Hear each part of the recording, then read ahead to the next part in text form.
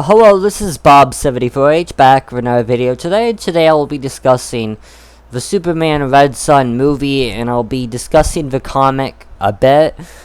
But, yeah, I'm gonna just go straight up here and state the obvious. This movie's obviously garbage. And, I'm gonna highlight as to why in this little segment here.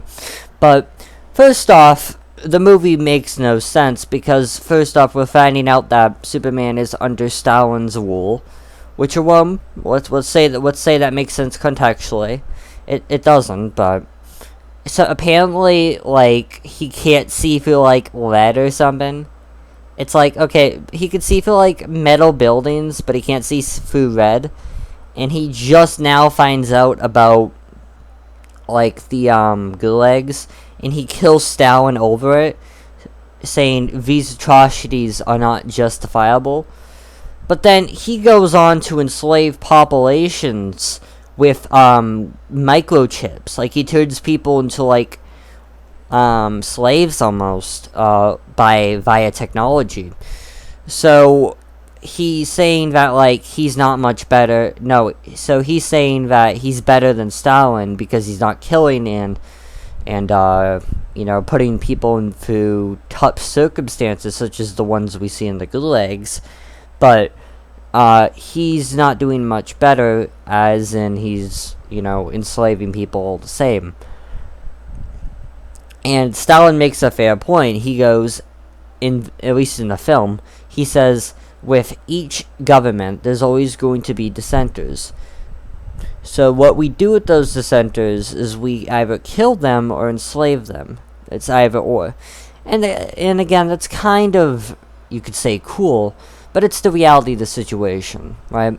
Every system in reality has killed others, has enslaved others, to make sure the system functions accordingly, right? And Superman here acts like he's better than everyone else for doing the same thing that everyone else does. It's really hypocritical. Something the movie later acknowledges, but they do it kind of shittily, and it comes off as an ass pull rather than actually something we're supposed to take seriously. And I know we're supposed to take it seriously, but it's an ass pull. Like, he doesn't come to this revelation until Lex Luthor like makes an exclamation about how he's a hypocrite, and apparently that just stops him from doing what he's going to do. Like, oh my god, I'm a hypocrite, I'm gonna stop whatever I'm doing.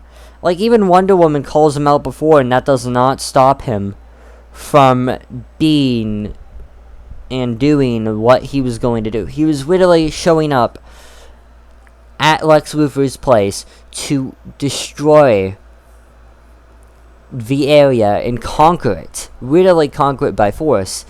And somehow, by some way, he's convincing himself that he's better than Stalin, and when he's explained how he's wrong, he just suddenly stops everything he's doing and says, well, I'm wrong and I'm going to just give up now.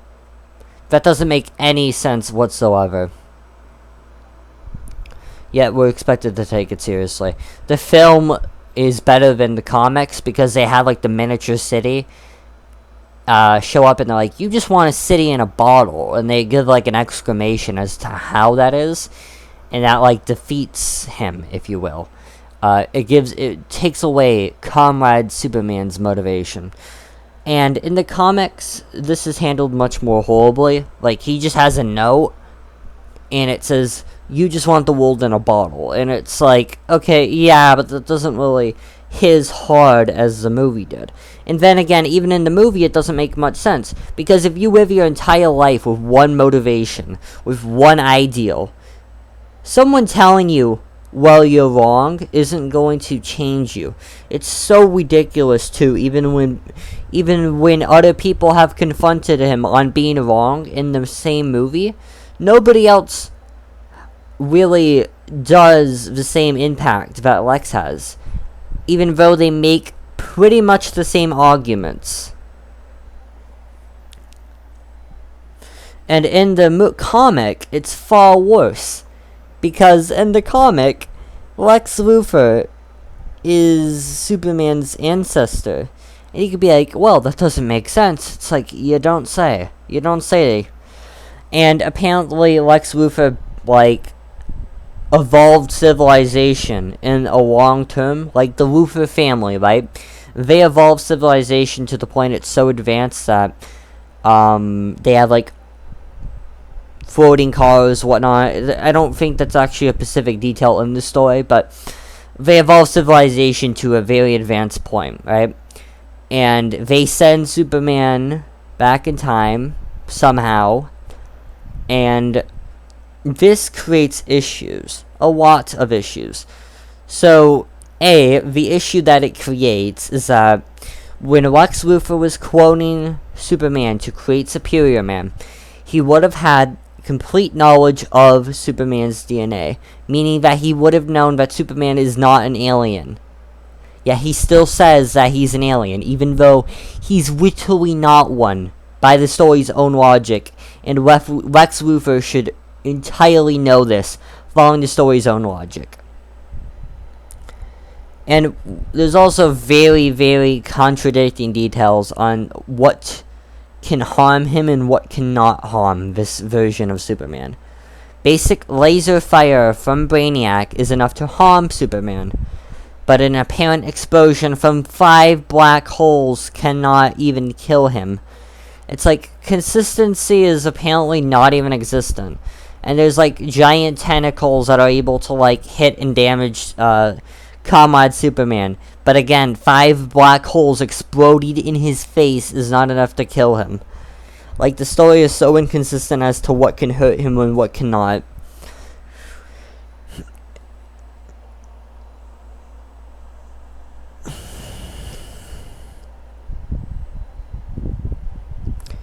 Also, another detail that needs to be said is that Wonder Woman says, "I'm proven right. My mother was right about men being evil." And it's like, that doesn't make any sense. You were never proven right on that. Comrade Superman has never done anything to make it seem like he's evil or bad. So not all men are evil. And then again, she just goes on a tirade, and even though Superman saved her ass multiple times and literally came there to save her, somehow he's bad for causing her to become weaker. It just makes no sense. It's like, okay, you chose to break out of the shackles and save him when you did not have to. He didn't stop you. I mean, he didn't make you. Another thing, too, is that it's kind of weird, like, she has, like, this, like, friendship and attachment towards Superman, yet she's a lesbian. It's like, why go out of your way and risk your life to save him if you're literally not into him? Also, yeah, this movie does stupid changes with, like, the war and shit.